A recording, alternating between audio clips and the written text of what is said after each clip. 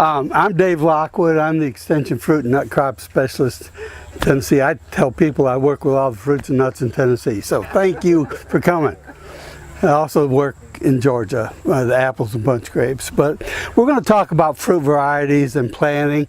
But I'd like to ask you, please, if you've got any questions on this or any other fruit related topics, stop me. We'll address those as we go along, and I'll be throughout lunch. I'll be around too, so you know, holler at me anytime. Unless the wind comes up and blows the charts off, like it did the last time, we'll get along okay here.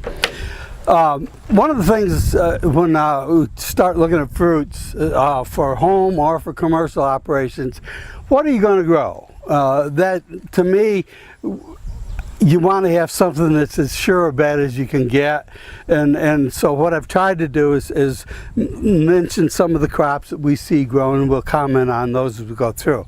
Out of the tree fruits, apples are by far the most consistent crop that we grow. Several reasons. They're more tolerant to cold in midwinter than the other crops. They bloom a little bit later than the other tree fruits in the spring, so frost is not as apt to be a problem, and also the nature of the bloom. If you look at a bud on an apple tree, a fruit bud is actually a series of buds. There will be upwards of 6 buds within that bud on the tree. And the king bud, or the king bloom, comes out first. It gives us the biggest apple, the best quality apple, but because it's first, it's most apt to be damaged by the cold weather. If that happens, the lateral buds will come on out after a bit, and we can quite often set a crop on lateral buds. So apple is the number one as far as consistency in tree fruits. We're seeing a lot of dwarf orchards go out now in our commercial plantings. And the reason for it primarily is that we can get a turnaround on our crop a lot quicker. The more dwarfing the rootstock, the quicker the tree starts to fruit, and of course the quicker we can start paying off the investment. And so you've got a bigger investment with the dwarf orchard, but you can pay it off in a fraction of the time you could with the semi-dwarf. We don't see a lot of pear in Tennessee, primarily because of fire blight. The varieties we'd like to grow, Bartlett, Anjou, Bosque, are some of the most fire blight sensitive varieties, and so we tend to avoid those. It's the controls that we have for fire blight are not that effective, and so we try to look at varieties that are going to have some resistance to this disease. In pears, Warren might be number one. Ayers, Seckel, Moonglow are some varieties that show some fire blight resistance. Not immunity, but resistance, okay? Peaches, back when I started here, we wouldn't recommend peaches for planting on the Cumberland Plateau. You know, in most of the states, spring frost are the main limitations on successful cropping on peach. On the plateau, winter freeze damage, killing the fruit buds out, is the primary one. So things have changed. Over the years, winters have moderated a little bit for the most part. We're not getting as cold, or at least as frequently as what it used to be. Also, we've got new varieties out that are a little more adapted to our area. I like well, my favorite peach variety is one called Contender. It's a yellow flesh freestone peach. It'll actually talk to one of the guys that works here today, and he said that they just started picking the Contender peaches on the station. So this is the time of year, about the 1st of August. There's an earlier variety called Challenger, which is also yellow flesh freestone. There's a second one, another variety called Carolina Gold, and another one called Intrepid that's also yellow flesh freestone. Those are the longest chilling peaches we have. They bloom a little later. They're more apt to get by that late frost or freeze. If you like white peaches, Nectar and China Pearl are the two varieties I suggest. Again, long chilling requirements. They're going to get by where other varieties are going to be damaged. We don't have a lot of nectarines. There's not much interest in nectarines in production, and so there's not any work on it. Plums, my favorite plum variety is one called Stanley. It's a prune type plum. It blooms later than the other plums. It's a self-fertile bloom, so it doesn't need a pollinator. It's a multi-use plum. It's good for fresh eating, but it also is good for canning and freezing. It's freestone and a higher sugar content than most of the other plums. We've got a lot of different small fruits that we can grow. And strawberries, regardless of whether you grow annual culture, plasticulture, or matted row system, we can grow strawberries fairly consistently if we've got the ability to frost protect, which more and more is using something like a spun fiber material that we put over the top of the plants. We're getting away in many cases from overhead irrigation. Grape production, especially American bunch varieties and the French American hybrids, will do very well up here. One thing that we are doing that I recommend anyhow is that we look at the varieties. And how many of you have Concord grapes? Anybody? Do you have trouble with uneven ripening, green berries and ripe berries in the same cluster? That's one of the characteristics of Concord, and the hotter the summer, the worse it is. There's a variety called Sunbelt that we refer to as the Southern Concord. It was developed at the University of Arkansas. It has a lot of the same fruiting characteristics as Concord, only it's much more uniform ripening in the cluster. And that's one I recommend if you want a Concord type. What's it called? Sunbelt? Sunbelt, yes sir. It's a blue-black grape that again, it's seeded, but if you want something that's good for table grape, for juice, for wines, it's a good one. What's the big pest for grapes? Worms? Well, as far as insects right now, yeah, Japanese beetles can do damage to the plant. June bugs can hurt the fruit. The main issues with grapes are diseases. Black rot is the #1 disease on grape, and that probably limits our yields more than any other thing. Okay.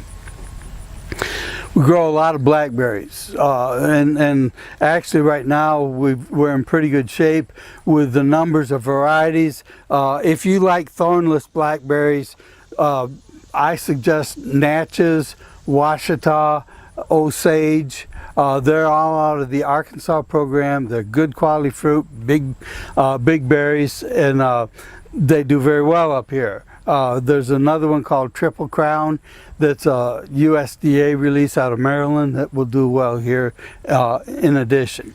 Raspberries are not as well adapted to our area as what we'd like.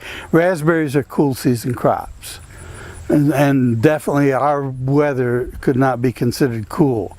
But the plateau is a better area to grow raspberry than almost any other area of the state except for the upper elevations of East Tennessee. So red raspberries are easier to grow than blacks or purples or yellows. And the fall bearing reds are probably better than the summer bearing. My favorite is one called Caroline, and then a second one called Nantahala.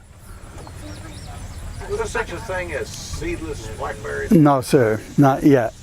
Not yet. But there is seedless blueberries. Well, they're working on some trials, but the problem with a lot of seedlessness is that a true seedless plant is very hard to get fruit size, because the seeds contribute to the development of the fruit. And what we see, like in grape, with seedless grapes, we've got a lot of options on seedless grape varieties, but if you really look at them, they're not true seedless. The seeds start to form and then they quit, and the seeds will never get hard like we're used to. But if you dissect the berries, you'll find seed traces in almost all of them, but they're there and they're functional long enough to get fruit size up. But that's not the case yet in blueberry or the caneberries at this time. Okay, we've grown blueberries at the station for years and years. The rabbit eye blueberries, which are native to the Gulf coastal region of the U.S., do better here. They're easier to grow than the high bush blueberries, which are native to the northern states. We can grow them both here. And many people are. The reasons they do that is that the high bush will ripen its fruit about a month earlier in the summer than do the rabbit eyes.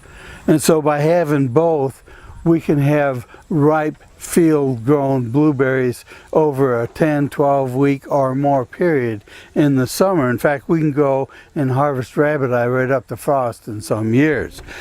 Blueberries are kind of unique as compared to all the other crops, and the blueberries are acid-loving plants. The soil pH for all the other fruit crops ideally should be between 6 and 6.5. The ideal soil pH for blueberries is about 5.0. And so we want to make sure that the site we plant our blueberries is not a site that we've prepared for the other fruit crops. Getting the pH down to about 5 and maintaining it down there probably is the biggest challenge on successful blueberries. That and getting high organic matter levels in the soils. So rabbit eye grows better here. They're more tolerant to variations in pH and organic matter, but we can grow both types. There are some blueberry varieties out that are not as sensitive to low soil pH, or not as demanding of low soil pH as other varieties. And those are some that we might need to pay more attention to. Columbus, Robeson, Premier, and Onslow are 4 of them. There's another one, I can't remember what it is right now, but they'll do fairly well with a soil pH about 6. But these are kind of the fruit crops that you're apt to see and have success with growing on the plateau. Can I ask you about a plum tree? My Stanley prune plum got decimated in a tornado, and I didn't realize it had come back from the rootstock. It's a beautiful tree. So I went ahead and got it a pollinator. What am I going to get off of it? What kind of rootstock do they use? Is it purple leaf? Yes. Yeah, that's another plum. Yes. but quite possibly the fruit is going to be fairly small and not very good. Okay. A lot of times we select the rootstocks based on characteristics that it can impart to the tree as a whole. Adaptability to certain types of soils, compatibility in grafting process, and not because of fruit quality. And a lot of the rootstocks that we use in apple and peach and plum, the fruit on it is not going to be good. So one option you can regraft the tree or rebud it and take advantage of that root system that's already there, or a lot of people just pull that and start a new tree. But those are your options. What I tried to do on this chart is rank the ease of pest control in different fruit crops. And basically, I've got blueberry at the top of the list. Up until 2012, probably none of the commercial or home plantings of blueberries in Tennessee were sprayed. 2012, spotted wing Drosophila showed up, and from that point on, some of the plantings are being sprayed quite a bit. We've got spotted wing Drosophila in this area, and so it could be a problem for you. It's a fruit fly, but most of the fruit flies that we've had in the past go after overripe and rotted fruit. So they're really not a threat to the crop as such, because by the time the fruit flies go after them, the fruit is not usable anymore. They're more of a nuisance. Spotted wing Drosophila, I call it a fruit fly on steroids, but basically they can attack ripening fruit. And so they can cause economic damage in the planting. And our recommendations, if you've got spotted wing or think you do, is to start an insecticide spray program at least 2 possibly 3 weeks before your first harvest. Spray at weekly intervals all the way through harvest.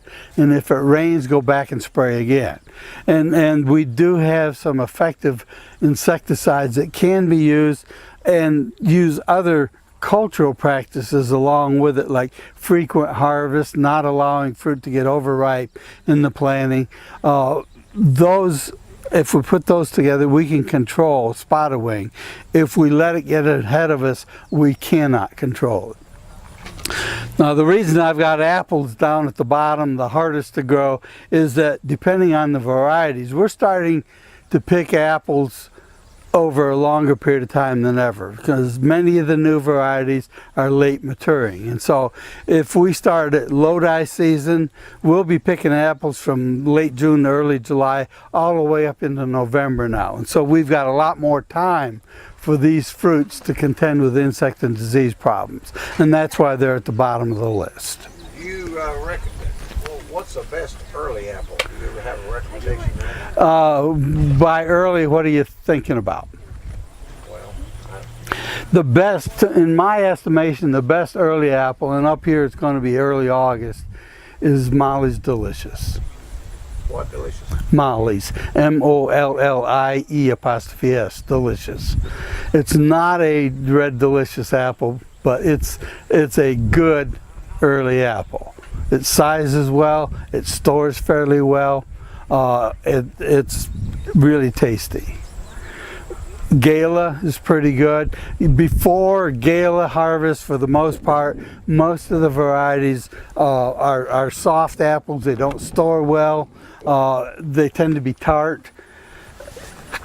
Until you get to Molly's, I don't think you really have a lot other than cooking apple quality. My opinion, okay? Some fruits need cross-pollination, some don't. And so that's why this chart's up here. For the most part, all the apple varieties and pear varieties that we grow need to be cross-pollinated from another variety that blooms at the same time.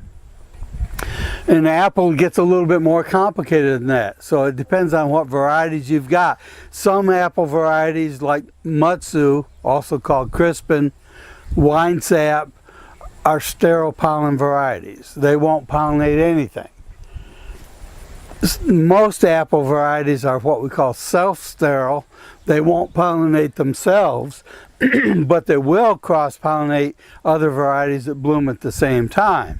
And then there are a few varieties that will produce a partial crop without cross-pollination. Golden Delicious, Rome's are a couple examples. But if you plant a Red Delicious apple, for example, which is self-sterile, and a Mutsu, which is completely sterile, you'll get Mutsu apples because the reds will cross-pollinate the red, or the Mutsu, but you'll never pick a Red Delicious because the Mutsu, being sterile, won't cross-pollinate with the red. You need a third variety. So anyhow, we need to look at pollination needs. All the peaches we grow are self-fertile blooms. You do not need to have more than one variety. Some plums you need cross-pollination, some you don't. I'm going to try to talk you into not growing cherries, but Montmorency, which is the best tart cherry variety, does not need cross-pollination. Most of our small fruits, strawberries, blackberries, raspberries, and the bunch grapes do not need cross-pollination.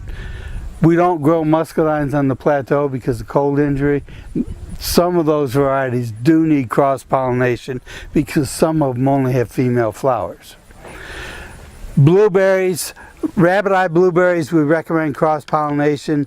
The high bush blueberries supposedly have self-fertile blooms, but like with many crops, if you've got 2 or more varieties of high bush, so you've got cross-pollination, you'll get more fruit, bigger fruit, and better fruit.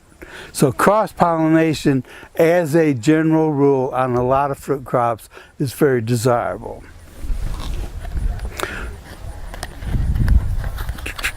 Okay. One thing to look at too, if you're going to be planting fruits, especially in the home orchard, if there are varieties out there that have disease or insect resistance and have the quality of the fruit that you like, give them some real serious consideration.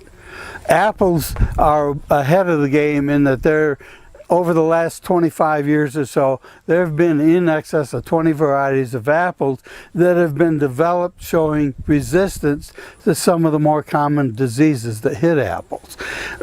We had Liberty at the station for quite a few years. I don't know if you remember it or not, but Liberty is probably one of the most disease-resistant apple varieties that's ever been developed. It shows almost virtual immunity to apple scab, which is #1 apple disease worldwide, and high levels of resistance to cedar rust, powdery mildew, and fire blight.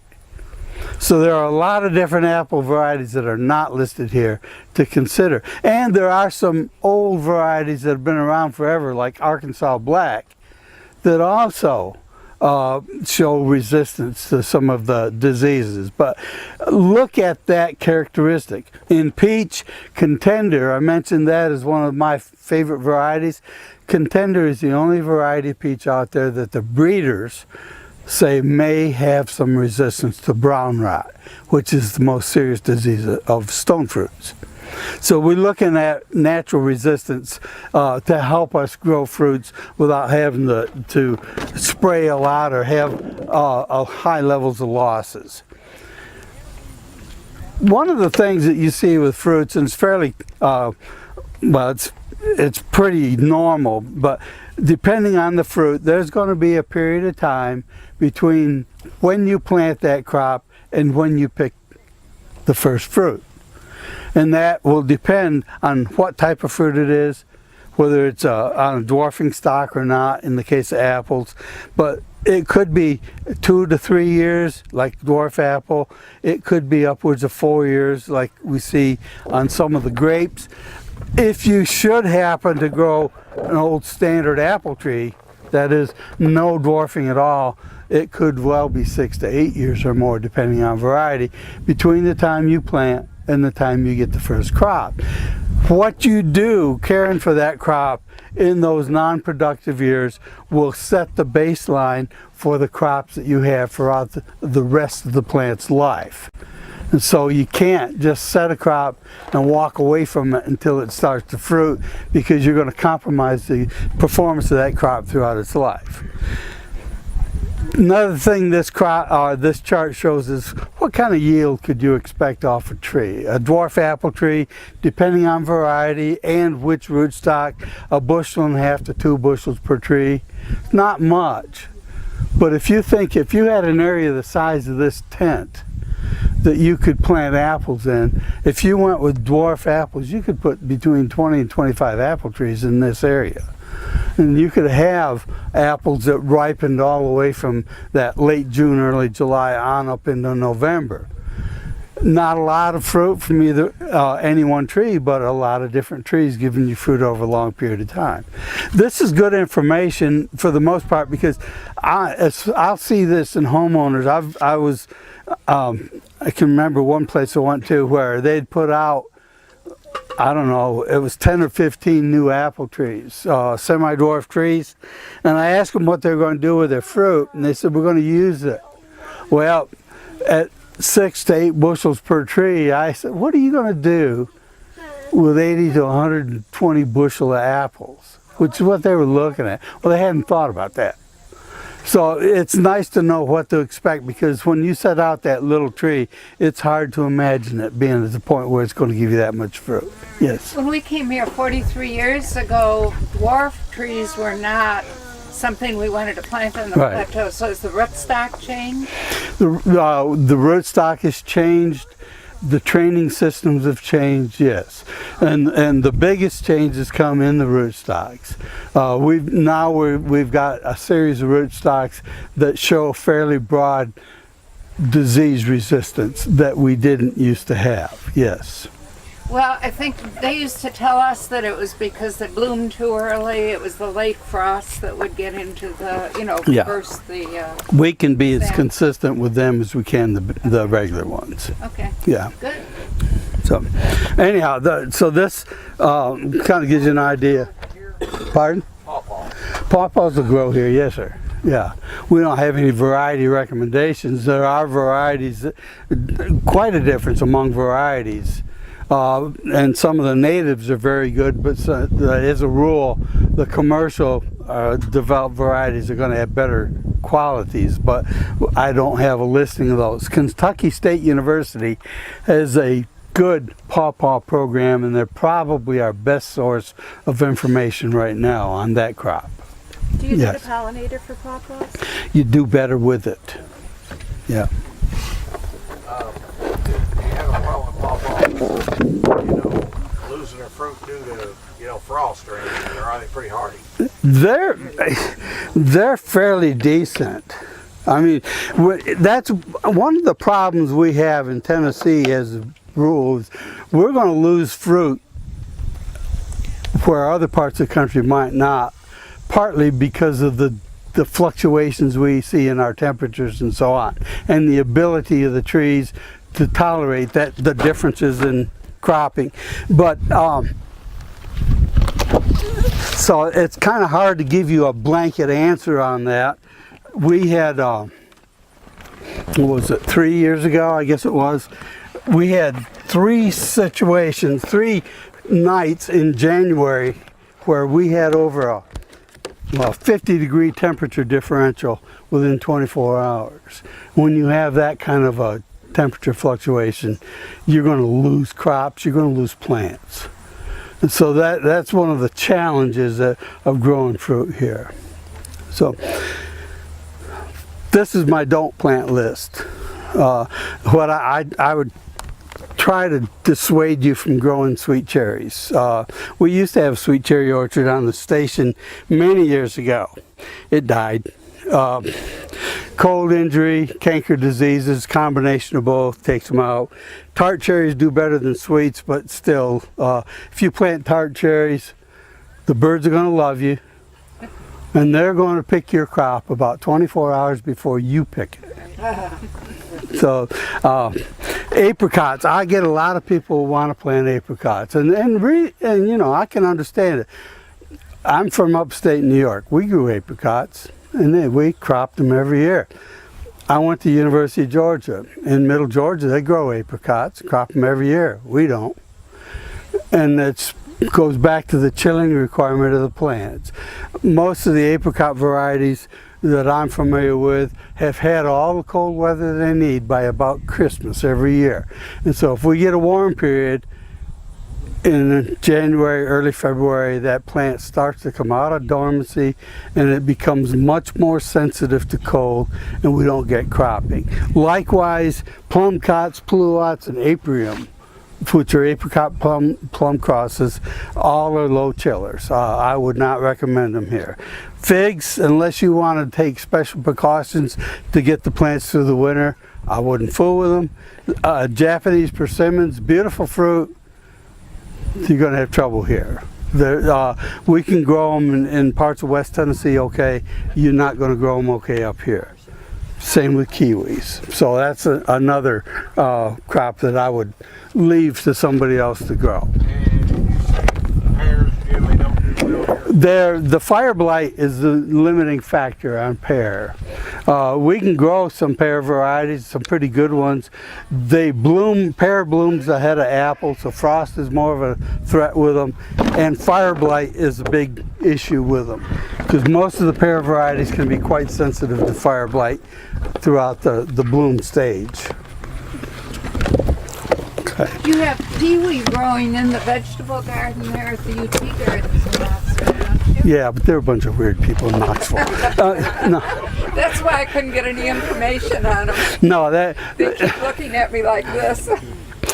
there's hardy kiwi and then there's regular kiwi. And the hardy kiwi, well, first off, I'm going to share with you one of my gripes, okay? If you look at some of the information on some of these fruit crops, they talk about hardy kiwis, hardy apricots, hardy this, hardy that. And a lot of times when they're talking about those, they're not addressing the issues that we have, the temperature fluctuations. And most of the cold damage that we see in fruit crops in Tennessee comes at temperatures well above that which is considered critical for that plant, primarily because of temperature fluctuation and the inability of the plant to change fast enough to adapt to that. The kiwi, the hardy kiwi, what I've seen and where people have tried it, is that first off, for most kiwis you have male and female plants. And I hate to admit this, but the female plants are stronger. Okay, the male plants are more apt to be killed over the winter. In the female plants, the fruit buds are not as tolerant of cold as the leaf buds. And so I've seen years where the plants look like they've done very well, but they don't fruit, and it's because the fruit buds have been killed. If you lose a plant, no, they're not grafted plants, so they'll come back, but you've got another 3 to 4 years of getting that plant back to the point where it'll get back into production. They're not easy to grow. They, to me, it's one I wouldn't devote space and energy in my yard to do it. But that's me. No. What's the advantage to grafting as far as? Okay, the advantage to grafting is several things, and we graft all of our fruit trees. I recommend nut trees that we're growing for the nuts, not for the wood, that they be grafted trees. We cut the time from planting to cropping dramatically by grafting. In pecan, for example, a seedling pecan may well be 10, 12, 14 years before it starts to bear a crop. A grafted tree, 6 to 8 years, it'll crop. So we use it in earliness of fruiting. We use it size control, dwarf apples versus semi versus standard. We use it because of tolerance to soil conditions, saline soils, different rootstocks, insects and diseases. A lot of the new apple rootstocks that are coming out now, in addition to size control, are showing fire blight resistance, Phytophthora resistance, woolly apple aphid resistance. And so those are all important factors. When you graft, do you graft different types, like apple to this one apple, or do you stay with the same?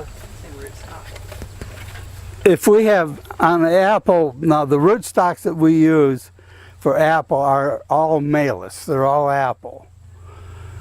But they've been selected for their characteristics as a rootstock. And if I have, say, M7 rootstock, which is the smallest semi-dwarf of the old Malling series, I can graft any variety of apple there is onto that rootstock. So yeah, you've got a lot of different options. You know, when we talk about dwarf trees versus semi-dwarf, you can get the same variety on any rootstock. They're all compatible. They'll work.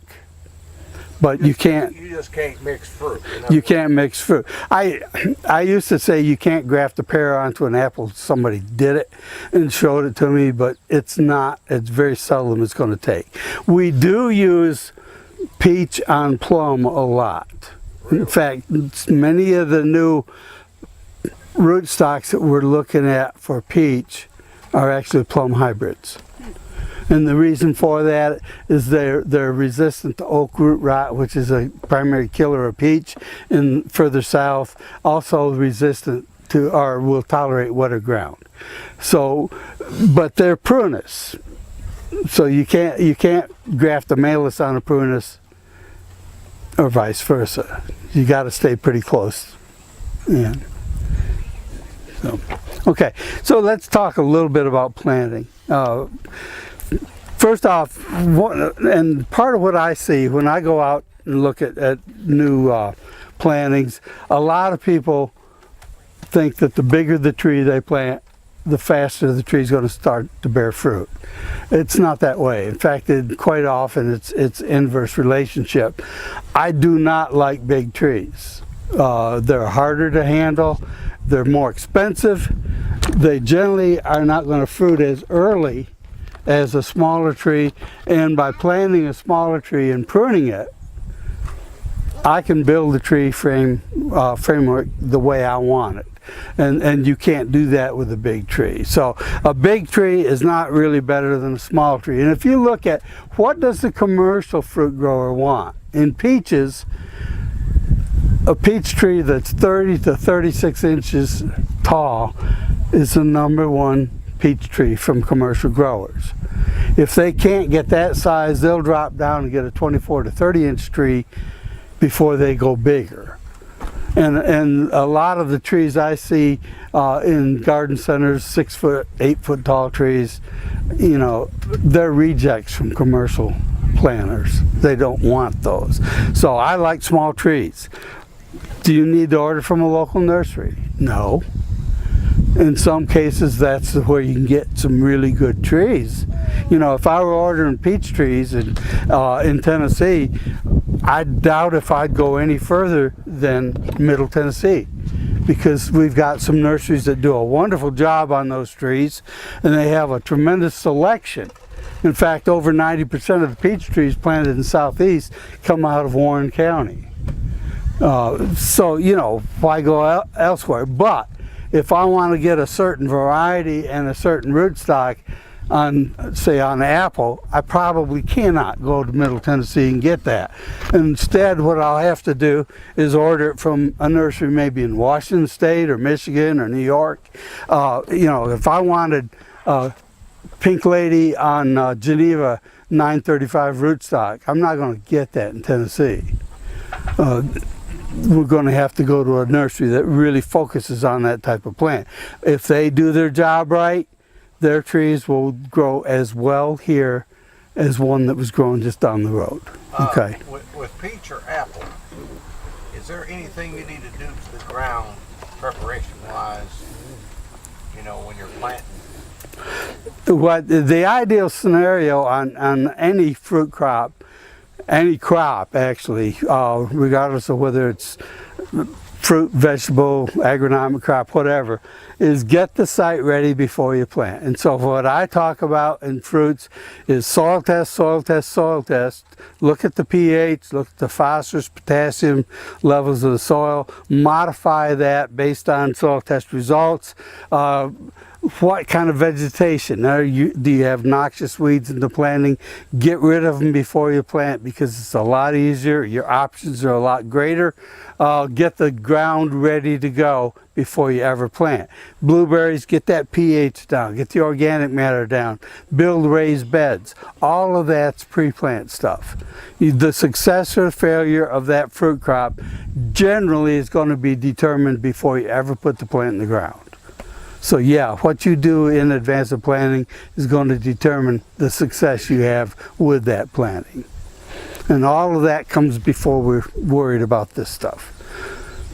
Okay? Bare root versus container plants. You know, it's a lot of that depends on the nursery that you go to. I personally prefer to handle bare root plants. They're cheaper. And if the plants are cared for correctly, they'll do very well. Container plants, the window for planting might be a little bit wider, but for the most part, I don't really think there's a lot of advantage. When you buy a plant, whether you buy it local or whether you have it shipped to you, inspect the plant as soon as you can to see that it's healthy. And look at the roots of the plant, because the root system of a tree or a vine is a lot more sensitive to cold than the above ground part of the plant. And so I'll if I can, especially if it's a bare root plant, I'm going to play with the root system. How does it feel? You know, a healthy root on a tree is going to be firm, but it's sort of like pinching your finger. It's got a little bit of give to it, but it's not hard and brittle, or it's not real spongy. You can't tie it in knots. If you're still not sure, take a pocket knife and just slice down through the outer layers of that root. Look at the color of the tissue underneath. It should be white. If it's tan, or even worse, if it's brown, you've got problems. You've got cold damage. And I would seriously caution against planting something like that, because chances are it's not going to make it. So inspect the plant. If you got problems, don't waste your time setting something that's not going to grow.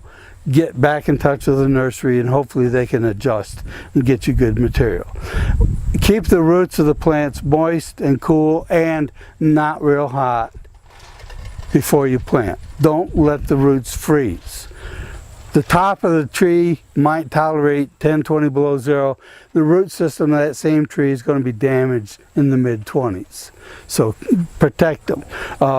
You can keep the nursery plants in the container they use to ship to you for several weeks if you need to before you plant. Keep them moist, keep them cool. A lot of people put them in the crawl space of a house or in their garage or unheated basement. Just keep them from getting real cold, getting dry, getting too hot. The sooner you can set them out after you get them, the better off you are, the less time you've got for problems to occur. When you plant, I like to dig the holes just before I plant the crop. And to me, that's fairly important. And if I was going to plant trees or vines tomorrow, I'd take them out of the nursery package tonight and immerse the root system in a bucket of water. And I'd take it to the field in that bucket of water. After I dug the hole, I could pull the plant out of the water, inspect the roots, set it, and the roots won't dry out. And that's important, because if you let these roots dry out before you plant, you're going to compromise the performance of the plant. When I was in Georgia, worked on pecans, and we did some work in South Georgia looking at how long it took a root of a pecan tree to be exposed to dry, hot conditions before it didn't grow out well. It was about 15 minutes. Now, our apple trees and peach trees are not that sensitive, but still, it's an important issue. So I like to pull them out of the bucket of water, put them in the hole, plant them. To me, that's the best way. But inspect the roots to make sure there are no dead, broken, or diseased roots in the plant. Cut those off before you plant it. Don't root prune the rest of the root system if you can help it, because that root system is a major food storage organ that's going to support the early growth of that plant. And if you root prune, you've just taken away a bunch of the food supply that'll support the early growth of that plant. So if I have to root prune any, I'll do more top pruning as a result, because I want to get the tree back in favor of the balance of the roots. Okay, when we plant. Now, the old saying was that I grew up with was, you dig a $10 hole to plant a $5 tree. You do that. You want to dig a hole that's big enough, wide enough to allow you to spread the root system of that tree out without curling the roots around. If you curl the roots around to fit in the hole, the tendency of the root is to grow within that confined area, and that's not what you want. You want the root system to occupy as much ground as fast as you can. You dig the hole deep enough to allow the tree to be set, or the plant to be set about the same depth it was in the nursery. I'll show you another guideline in a little bit. But once you've got the hole dug and you plant, set the plant in the hole, spread out the roots, start to backfill with soil, work the soil in among the roots, try to establish as good a root soil contact as you can, because that way the tree is going to be able to take off and grow better in the spring of the year. Do not add amendments to the planting hole. The soil that comes out when you dig the hole is what goes back in when you plant. And the problem you have if you amend with fertilizers, manures, whatever, is you build that flower pot, and that's where the roots are going to grow. And it won't take long before you got a pot-blown plant. It's going to get stunted. So you want the roots to grow outside of the planting hole and into the surrounding soils, and the way you do that is not modifying the planting soil. And then don't fertilize when you plant. The roots can't pick it up. Wait about a month or so after planting before you put down a light fertilizer application. Okay, let's see where we are here. Okay, how deep do you plant? Now, all of our fruit trees are grafted or budded trees, okay? And on this apple tree, you can see where the bud was set. The rootstock shank is fairly straight, and then we've got a curve, and then the trunk of the variety. This is where the bud was put. This always stays above ground level. Generally, we say 2 to 3 inches or so above soil line.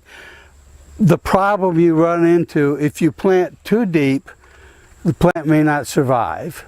That's one. And I ran into a situation actually in Georgia and South Carolina. We were losing a lot of new peach trees. And when we investigated, they were planting them too deep.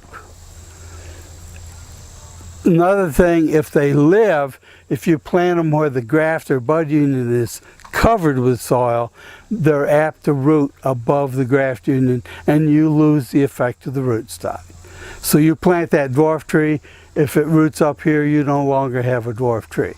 You got a monster on your hands. So planting depth is important. Keep this above the ground line, and that soil is going to settle in the planting hole some. The better job you do of walking the soil in when you plant, the less it's going to settle.